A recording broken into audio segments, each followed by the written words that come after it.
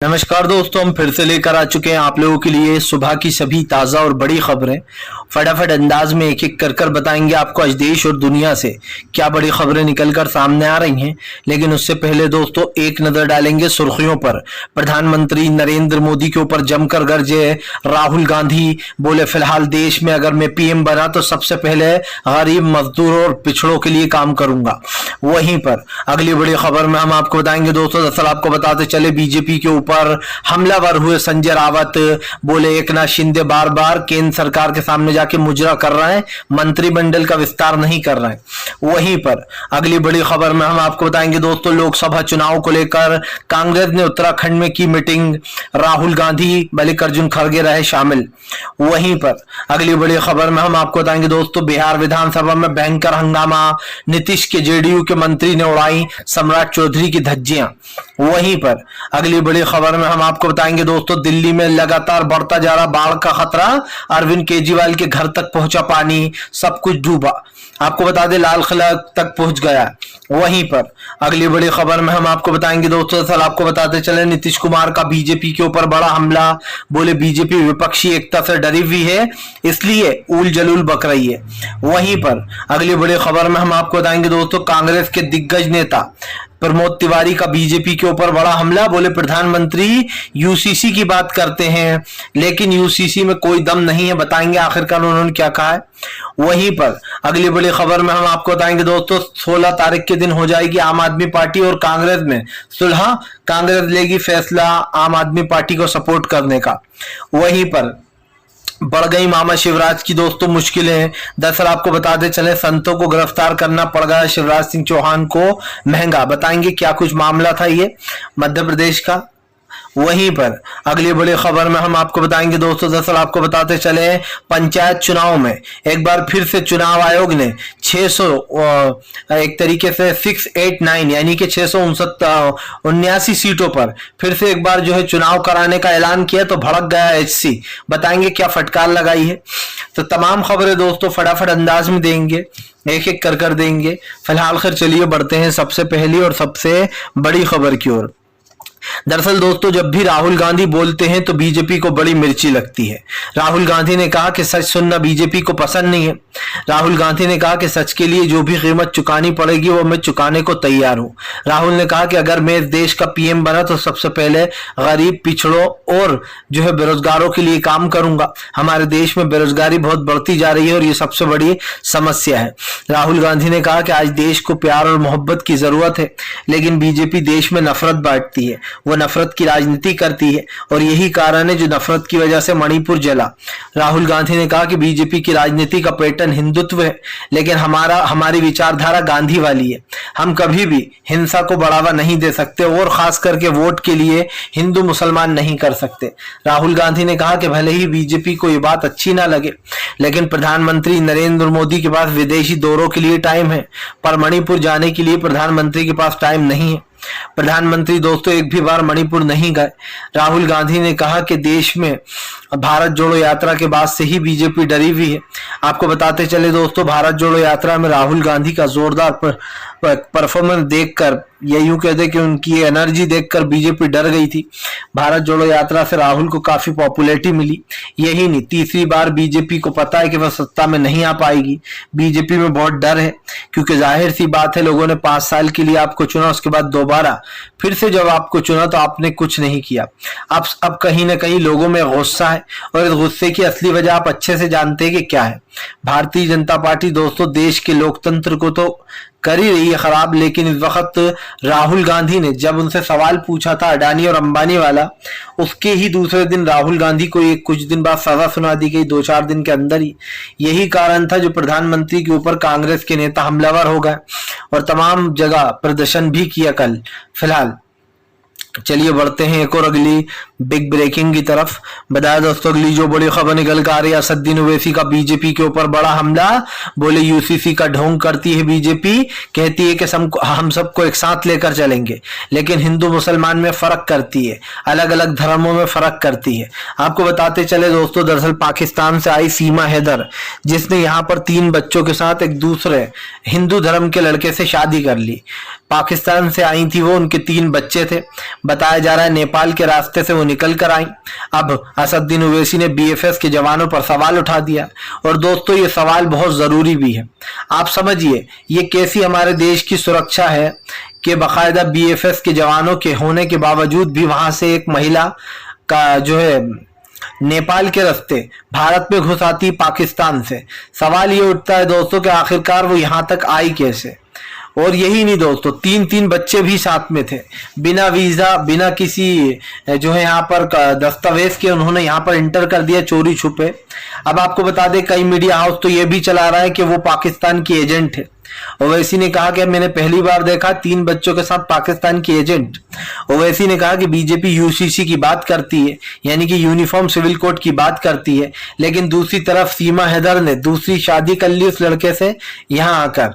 और यही नहीं दोस्तों, वो लड़का एक तो हिंदू समाज का है, ठीक है, यानी कि इनके हिसाब से लव जिहाद, बीजेपी के हिसाब से यूसीसी। और दोस्तों उस जो महिला है उसकी अब तक तलाक नहीं हुई है, और आप भी जानते हैं एक शादी के बाद तलाक से पहले हिंदू धर्म में या मुस्लिम धर्म में शादी नहीं की जा सकती। आपको बताते चले बिना तलाक के उस महिला ने शादी कर ली, जिसके बाद अब सवाल उठाया जा रहा है। ओवैसी ने पूछा कि बीजेपी का यूसीसी का ढोंग है, बीजेपी सिर्फ यूसीसी पर नाटक कर रही है और कुछ नहीं, क्योंकि उनके यूनिफॉर्म सिविल कोड की तो यही धज्जियां उड़ गई। जब वो कहते हैं कि हम सबके लिए एक जैसा कानून बनाएंगे, तो फिर आखिर ये क्या हुआ।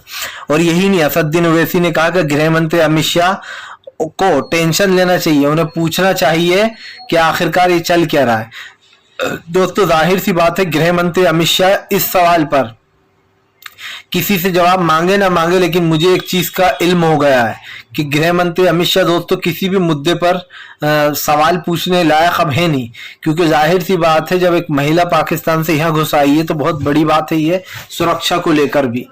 फिलहाल चलिए बढ़ते हैं एक और अगली बिग ब्रेकिंग की तरफ। बता दोस्तों अगली जो बड़ी खबर निकल कर आ रही है आपको बताते चले दोस्तों, अरविंद केजरीवाल का बीजेपी के ऊपर बड़ा हमला, बोले दिल्ली में बाढ़ का खतरा है और बीजेपी राजनीति कर रही है। आपको बताते चले दोस्तों, दिल्ली में यमुना का पानी लगातार घुसता चला जा रहा है, लेकिन बीजेपी के कई नेता अरविंद केजरीवाल को घेरने में लगे हुए हैं। दरअसल आपको बता दें यमुना नदी का पानी इतना ज्यादा ऊपर आ गया है कि खतरे से 3 गुना जो है ऊपर आ चुका है। यही नहीं, दिल्ली का पानी जो लाल किला है दोस्तों वहां तक पहुंच गया, यानी कि लाल किले का जो गेट है वो भी डूब गया है। और यही नहीं, अरविंद केजरीवाल के आवास तक ये पानी पहुंच चुका है, सिविल लाइन तक। यानी कि अगर देखा जाए अगर दिल्ली में और बारिश हुई दोस्तों तो बाढ़ से आने का खतरा भयंकर है। ऐसे में हालांकि हम ये कह दें कि अब ये हालात सबसे खतरनाक घातक हो चुके हैं, इसको बाढ़ ही समझिए, ये बाढ़ ही आ गई एक तरीके से। जिस तरीके से वहां पर दिल्ली में पानी भराया, घर डूबे, इसको देखकर ये कहना गलत नहीं होगा कि दिल्ली की हालत बहुत खतरनाक हो रही है। और इसीलिए दोस्तों जगह जगह पर अलर्ट जारी कर दिया गया है। हालांकि बताया जा रहा है जिन जगहों पर अरविंद केजरीवाल ने कहा कि दिल्ली को कुछ नहीं होने देंगे, हम दिल्ली की जनता को सुरक्षित रखेंगे, लेकिन सच्चाई तो ये है दोस्तों कि कब तक सुरक्षित रखेंगे। कई लोगों के घर डूब चुके हैं, बिजली को काट दिया गया है, जाहिर सी बात है ऑफ कर दिया गया है ताकि कुछ करंट वगैरह ना फैले पानी में। लोग परेशान है, रहने के लिए जगह नहीं है, और जाहिर सी बात है जब ऐसा माहौल बन जाता है तो लोग परेशान तो होंगे ही। सोचते हैं वो कि अब क्या किया जाए। लेकिन मुझे एक चीज की दोस्तों समझ है कि फिलहाल अभी जो ये कुछ हो रहा है इस चीज को लेकर कहीं ना कहीं बीजेपी जो है वो कांग्रेस के निशाने पर आई है दिल्ली को लेकर, क्योंकि केंद्र भी दोस्तों दिल्ली का हिस्सा है। हालांकि अरविंद केजरीवाल ने सबको भरोसा दिला दिया है। फिलहाल चलिए बढ़ते हैं एक और अगली बिग ब्रेकिंग की तरफ। बता दोस्तों अगली जो बड़ी खबर निकल कर आ रही है आपको बताते चले दोस्तों, ममता बनर्जी का बीजेपी के ऊपर बड़ा हमला, बोले पंचायत चुनाव में बीजेपी घोटाले करती है, घोटालेबाज पार्टी बीजेपी है। दरअसल आपको बताते चले चुनाव आयोग ने फिर से एक बार भाजपा आयोग की वो निभाई है दोस्तों परंपरा। चुनाव आयोग ने फिर से ये साबित कर दिया है कि वो एक भाजपा आयोग है। आपको बताते चले पंचायत चुनाव की 669 यानी कि दोस्तों 679 सीटों पर फिर से एक बार चुनाव कराने की घोषणा कर दी गई है। अब ये मामला जो है यहाँ पर बंगाल हाईकोर्ट में पहुंच चुका है। बंगाल हाईकोर्ट में जैसे ही ये मामला पहुंचा तो बंगाल हाईकोर्ट ने फटकार लगाई चुनाव आयोग को और कहा है कि 679 सीटों पर फिर से एक बार चुनाव का ऐलान क्यों किया गया है? यही नहीं, चुनाव आयोग से भी जवाब मांगा गया है सुप्रीम कोर्ट द्वारा, हाई कोर्ट द्वारा।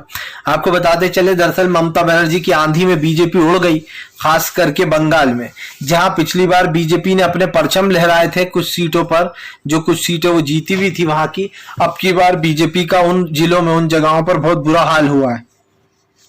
यानी कि जिस जगहों पर बीजेपी को पिछली बार वोट मिला था, उस जगह पर बीजेपी का पूरी तरीके से जो है यहाँ पर दोस्तों बायकॉट हो गया है। वहां के लोगों ने जमकर जो है हरा दिया बीजेपी को। यही कारण है जो अब बीजेपी बौखलाई हुई है। बीजेपी के रविशंकर प्रसाद जो है वो भी बार बार कह रहे हैं कि बंगाल में हिंसा कैसे भड़क गई। जाहिर सी बात है, जैसे मणिपुर में हिंसा भड़क गई वैसे ही बंगाल में भी भड़क गई। लेकिन सवाल यह है कि बीजेपी अपने राज्यों को तो छुपाती है, जब दूसरे के राज्यों में थोड़ी सी भी हिंसा हो जाती है तो उस चीज को उठाती है।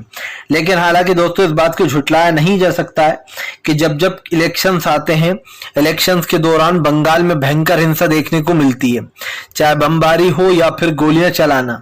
हालांकि इसके सारे आरोप ममता बनर्जी बीजेपी पर ही लगाती हैं, क्योंकि उनका साफ कहना है कि बीजेपी बाहर से गुंडे लाकर यहां पर फसाद कराती है। चलिए बढ़ते हैं एक और अगली बिग ब्रेकिंग की तरफ। बता दोस्तों अगली जो बड़ी खबर निकल कर आ रही है, आपको बताते चले दोस्तों, बिहार विधानसभा में जमकर हंगामा, एक दूसरे पर किए वार। आपको बताते चले दोस्तों, इन दिनों जो है बिहार विधानसभा का सत्र शुरू हो चुका है। उससे पहले ही सम्राट चौधरी और जेडीयू के दिग्गज नेता आपस में भड़ गए। दरअसल आपको बता दें, बहस चल रही थी, तू तू मैं हो रही थी, जिसके ऊपर अब नीतीश कुमार ने एक्शन लिया है। नीतीश कुमार का कहना है कि बीजेपी बौखलाई हुई है विपक्षी एकता से, वो विपक्षी एकता को वो नहीं कर पा रही अफोर्ड। दरअसल दोस्तों ये आरोप लग रहा है कि बीजेपी विपक्षी एकता के बाद से डरी हुई है। उसको दहशत है कि अगर विपक्ष एकजुट हो गया तो हमारा हारना तय है। और इस बात को दोस्तों आप भी मानेंगे, क्योंकि इस बात को मशहूर रणनीतिकार प्रशांत किशोर ने भी कहा है कि विपक्ष आराम से चुनाव जीत सकता है अगर उसका वोट परसेंटेज बटे ना तो। और यही बात है दोस्तों जो अब बीजेपी के ऊपर जबरदस्त तरीके से हमलावर भी हैं। वो प्रधानमंत्री नरेंद्र मोदी को इस चीज में दोस्तों सबसे बड़ा झटका लगा है, क्योंकि सब जानते हैं फिलहाल इस वक्त बिहार की राजनीति नीतीश और तेजस्वी के इर्द गिर्द घूम रही है। कभी ये लोग तेजस्वी यादव के ऊपर केस कर देते हैं तो कभी नीतीश को परेशान करते हैं।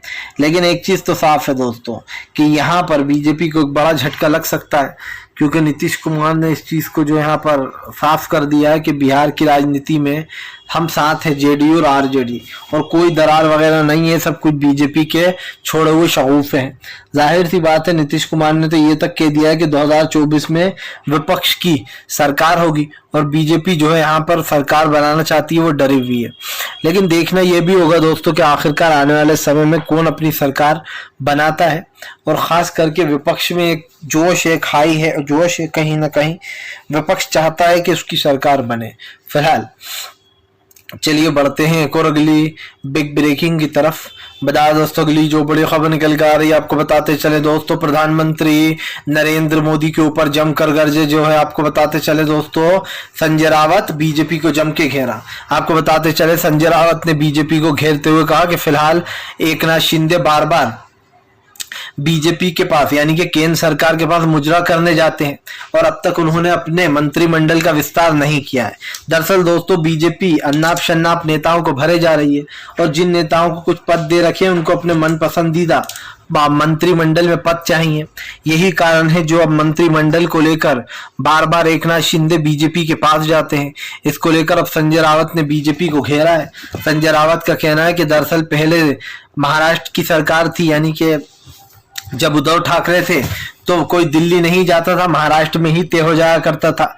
लेकिन अब एकनाथ शिंदे, क्योंकि इनके असली बॉस जिन्होंने सरकार गिरवाकर बनवाई है वो दिल्ली में बैठे हैं, यानी कि दोस्तों गृह मंत्री अमित शाह।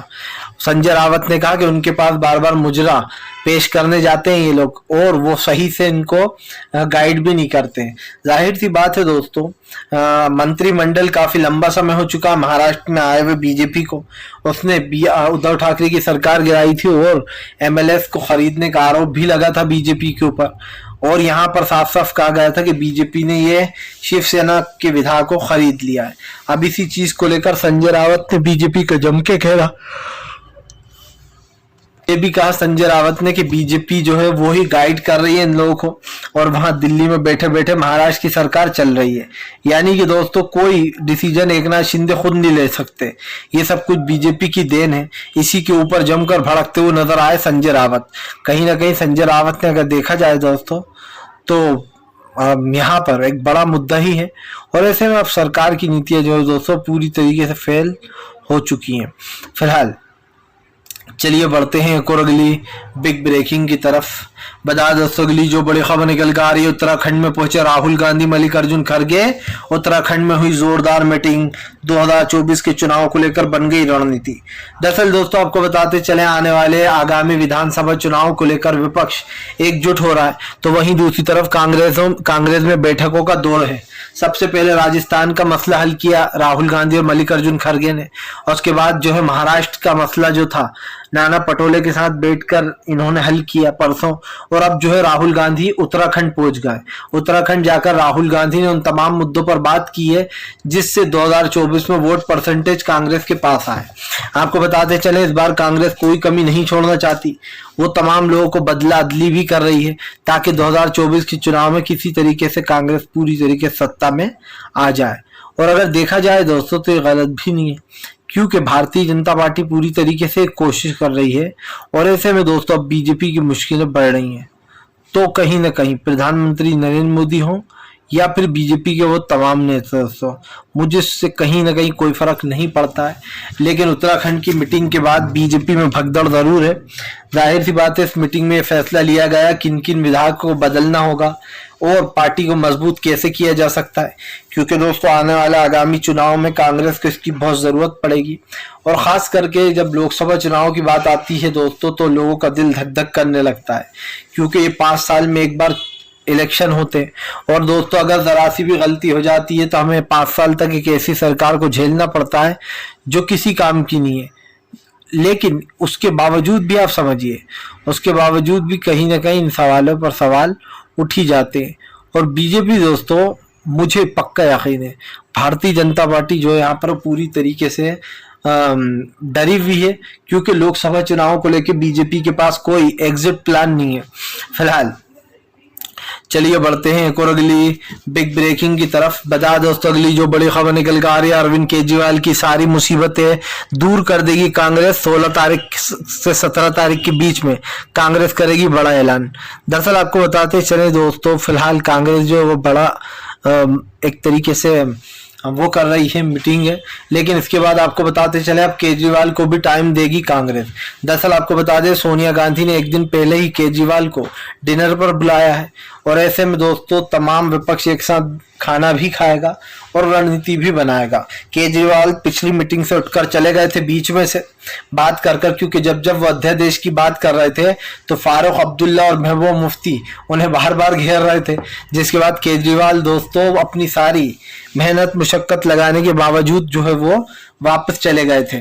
लेकिन अब माना जा रहा है कि कांग्रेस ने उनसे वादा किया था कि वो मानसून सत्र यानी कि दोस्तों 20 जुलाई से मानसून सत्र शुरू हो रहा है संसद का, उससे पहले कांग्रेस जवाब दे देगी। मुझे ऐसा लग रहा है दोस्तों कांग्रेस अरविंद केजरीवाल का साथ देगी और वो कहीं ना कहीं केजरीवाल को जो है यहाँ पर इस मुद्दे पर भी माफ कर देगी, क्योंकि पिछली बार जब 370 की बात थी तो केजरीवाल केंद्र के साथ खड़े हुए थे यानी कि मोदी सरकार के साथ, और बार बार ऐसा हुआ जब जब जरूरत पड़ती है तो केजरीवाल ने बीजेपी का कई बार सपोर्ट किया। लेकिन अब उन्होंने साफ कर दिया कि फिलहाल इस चीजों को जो यहाँ पर नहीं करेंगे हम। तो अब देखना होगा कि आगे चल के क्या होता है, क्योंकि फिलहाल अभी तो राजनीति का स्तर दोस्तों बड़ा ही अजीब हो गया है। केजरीवाल मदद मांग रहे हैं लेकिन दूसरी तरफ वो कांग्रेस के नेताओं को भी गिरफ्तार कर रहा है। अब देखना ये होगा कि क्या वाकई में 16 तारीख के दिन 17 तारीख या 16 तारीख तक क्या कांग्रेस जो है वो मान जाएगी पूरी तरीके से, और जो है मिट्ठू और मैना की वो कहीं ना कहीं जो बीजेपी के मिट्ठू और मैना है दोस्तों, और आप भी जानते हैं कि वो कौन है। लेकिन फिलहाल हमने एक चीज तो तय है दोस्तों कि भारतीय जनता पार्टी अब की बार सत्ता में नहीं आएगी, क्योंकि इस देश की जनता नहीं चाहती। फिलहाल वीडियो अच्छा लगे तो लाइक करें, चैनल पर पहली बार आए सब्सक्राइब करें ताकि इस तरीके की जो वीडियोस है